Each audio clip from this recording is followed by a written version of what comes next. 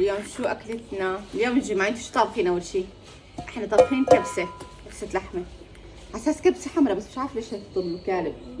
طلعت محروقة. عادي عادي. هسه بصيروا يتمسخروا علي بين الربعان.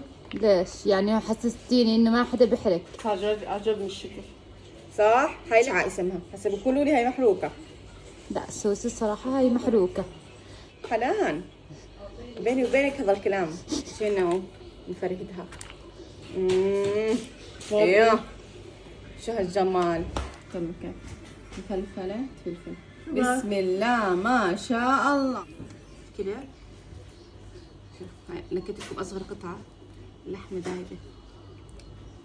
اتذكر الزايبه. دوب. شو بدها؟ زبيب ومكسرات. عامل زيك زي شوف وراك. كبستنا انا فنانة كبسة يا بنات. انا فنانة كبسة ومعجنات وفنانة سمك. اكلتنا اليوم شو اللي الله لا يحرمنا منها، قولوا امين. كبسة اليوم. جيب لك الصوص.